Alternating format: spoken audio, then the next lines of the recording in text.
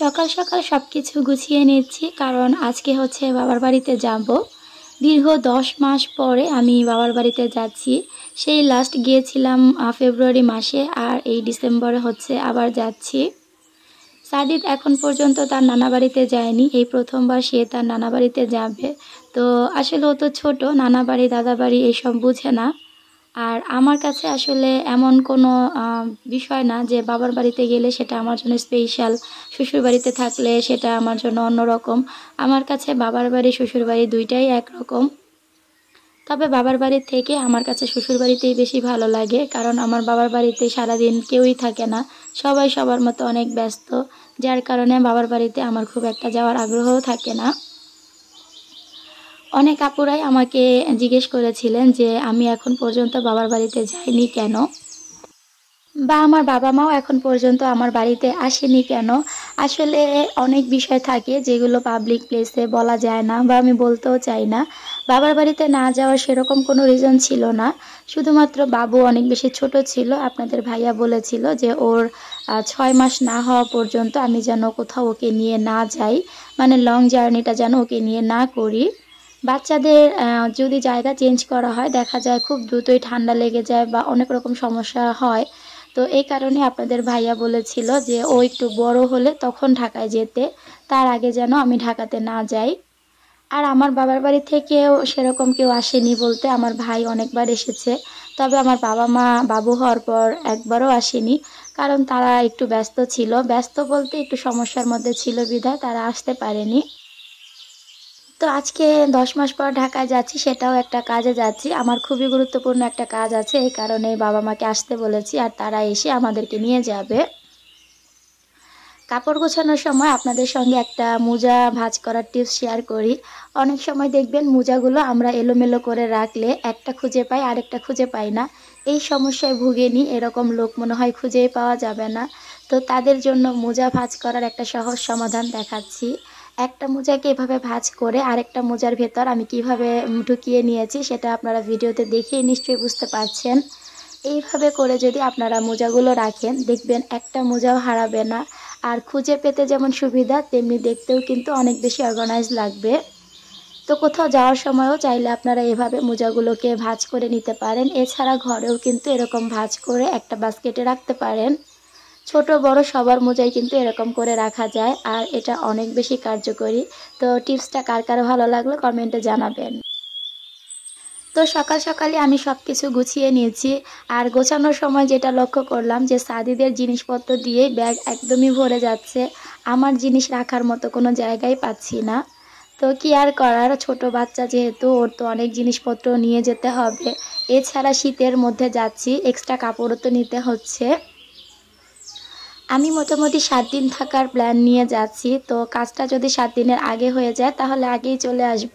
তো আমি কিন্তু অলরেডি ঢাকা থেকে চলে এসেছি, মানে 3 দিন থেকেই আমি চলে এসেছিলাম, কারণ আমার কাজটা 3 দিনেই কমপ্লিট হয়ে গিয়েছিল। এ কারণে আর বেশি দিন থাকা হয়নি। তো এখানে মোটামুটি আমার সব কিছুই গোছানো হয়ে গেছে, আর এই যে দেখতে পাচ্ছেন সবই সাদিদের জিনিস। এর বাইরেও আরও অনেকগুলো জিনিস আছে, যেমন সাদিদের খাওয়ার জিনিসপত্রগুলো এখানে আমি আনিনি। তো মোটামুটি ওর প্যাম্পাস থেকে শুরু করে যা যা লাগবে সব কিছুই আমি এখন প্যাকেট করে নিব। আর এগুলো নিয়ে যখন আমরা যাচ্ছিলাম, তখন আসলে বাবুকে কোলে নিয়ে আমি সেরকম কোনো ভিডিও করতে পারিনি, যার কারণে ওই অংশটুকু আর আপনাদের সঙ্গে শেয়ার করা হয়নি। এই কাজটা করার কিছুক্ষণের মধ্যেই আমার বাবা মা চলে এসেছিল। তো তাদেরকে সময় দেওয়া প্লাস বাবুকে রেডি করা, সব মিলিয়ে আর সেরকম ভিডিও করার সুযোগ পাইনি। অনেক দিন পর বাবার বাসায় যাচ্ছি, মনে অনেক আনন্দ থাকার কথা, তবে আমার কেন জানি একদমই ভালো লাগছিল না। সত্যি বলতে নিজের বাসার মতো শান্তি মনে হয় কোথাও নেই। একটা সময় ছিল যখন বাবার বাসাটাই আমার নিজের বাসা ছিল, তবে এখন কিন্তু বাবার বাড়িকে আর নিজের বাড়ি বলে মনে হয় না। ওখানে গেলে মনে হয় যেন কিছুদিনের জন্য অতিথি মাত্র। যাই হোক, এখানে আমরা চলে এসেছি, আর এটা হচ্ছে পরের দিন সকালবেলা। তো আমার ভাইয়ের অনেকগুলো পাখি আছে, ওদেরকে আমি একটু তুলসী পাতা দিয়েছিলাম, দেখলাম ওরা বেশ মজা করে খাচ্ছে, তাই আপনাদের সঙ্গে একটু শেয়ার করলাম।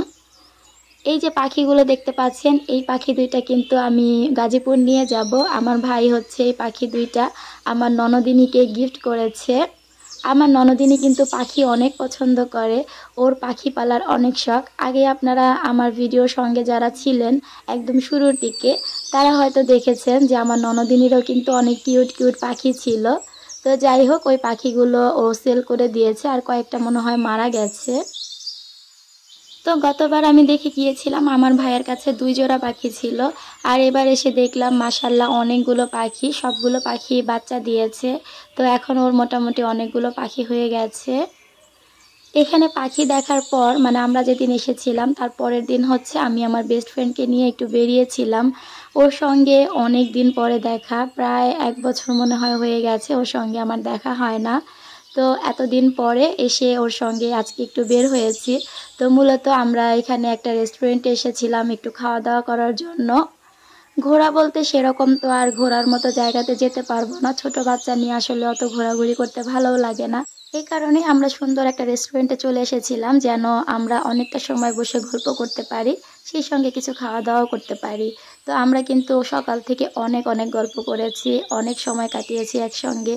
আর এই যে আমাদের খাবারও অলরেডি চলে এসেছে। তো এখানে আজকের পুরো দিনটা আমি ওর সঙ্গেই কাটিয়েছি, কারণ হচ্ছে যেহেতু আমি চলে যাব তো পরবর্তীতে আর এরকম সময় কাটানো হবে না। তো এই যে আমাদের কাজ শেষ করে আমরা কিন্তু অলরেডি গাজীপুরেও চলে এসেছি। আজকের ভিডিওটা কিন্তু মোটামুটি অনেকগুলো ছোট ছোট ক্লিপস নিয়ে সাজানো, পুরো একদিনের কোনো ভ্লগ না। তো পাখিগুলোকে আমি ছোট্ট একটা খাঁচাতে করে নিয়ে এসেছিলাম, আর ওখান থেকে আমার ননদিনী হচ্ছে এখন বড় একটা খাঁচাতে ওদেরকে দিয়ে দিল। সেই সঙ্গে ওদের যাবতীয় যে জিনিসপত্র লাগবে সব কিছুই এখন ও একটা একটা করে দিয়ে দিবে। বাবার বাসা থেকে আসার সময় বেশ কিছু জিনিস নিয়ে এসেছি, তো সেগুলো এখন আপনাদের সঙ্গে একটা একটা করে শেয়ার করছি। প্রথমে যে জিনিসটা দেখতে পাচ্ছেন এটা আমি অনলাইনে অর্ডার করেছিলাম, তো ঢাকার অ্যাড্রেসে অর্ডার করেছিলাম, আমি যাওয়ার পরে এসেছে। এটা হচ্ছে একটা নোজ ক্লিনার, বাচ্চাদের সর্দি লাগলে সেই সর্দিটা ক্লিন করার জন্য এই মেশিনটা ইউজ করা হয়। এই মেশিনটা এত কার্যকরী, এটা আমি আসলে ইউজ না করলে বুঝতে পারতাম না। এখানে 2টা ক্যাপ দেয়া আছে, একটা নিউবর্ন বেবিদের জন্য আরেকটা হচ্ছে বড় বাবুদের জন্য। বাচ্চাদের সর্দি ঠান্ডা যখন লাগে তখন কিন্তু ওরা সেটাকে বের করতে পারে না। আমরা বড়রা যেমন নাক ঝেড়ে সেটাকে বের করে দিতে পারি, ছোটরা তো সেটা পারে না, ওদের সর্দিটা কিন্তু নাকেই জমে থাকে। আর এতে করে ওদেরও যেমন অস্বস্তি কাজ করে, তেমনি সেটা কিন্তু ওদের হেলথের জন্য অনেক খারাপ। এই সর্দিটা নাকের মধ্যে জমে ওদের শ্বাস নিতে কিন্তু অনেকটাই কষ্ট হয়। এই মেশিনটার সাহায্যে ইজিলি কিন্তু সর্দিটাকে একদম টেনে নিয়ে আসা যায়। এটা অনেক বেশি কার্যকরী, আমি অনেক দিন ধরে ইউজ করছি, মানে বাচ্চার যখন ঠান্ডা লেগেছিল তখন আমি এটা ইউজ করেছি। তো সাদিদের ঠান্ডার সময় এটা ইউজ করে আমি বুঝতে পেরেছি যে এটা কতটা কার্যকরী একটা জিনিস। তো ওইটা নিয়ে এখন আর ডিটেইলি কিছু বলছি না, যদি কারো জানার থাকে কমেন্ট করবেন, আমি পরবর্তীতে দেখানোর চেষ্টা করব ওটা কিভাবে ইউজ করে। আর এখানে যে ছোট্ট ফ্যানটা দেখতে পাচ্ছেন এটা হচ্ছে সাদিদের নানা ভাই তাকে গিফট করেছে। এই ফ্যানটা আব্বু কিনেছিল অনেক আগে, আমাদের বাসাতেই রেখে দিয়েছিল, এটা সাদিদের জন্যই নিয়েছিল।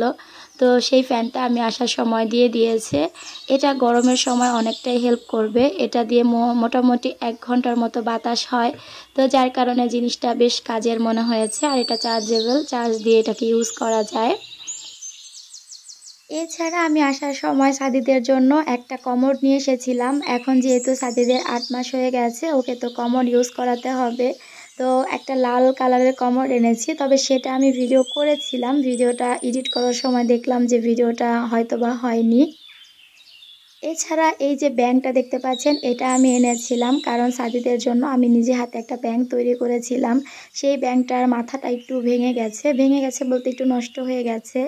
এছাড়া ওই ব্যাংকটা যেহেতু খোলা যায়, তো আমার যদি টাকার দরকার হয় মাঝে মধ্যে আমি ওর ব্যাংক থেকে টাকা নিয়ে নিই। এই কারণে ভাবলাম যে একটা মাটির ব্যাংক নিয়ে নেই, এতে করে আমি চাইলেও আর টাকা ওখান থেকে নিতে পারবো না। তো সাদিদের যত টাকা জমানো ছিল সব টাকা আমি এখানে রেখে দিচ্ছি, সেই সাথে আজকের ভিডিও থেকে বিদায় নিচ্ছি।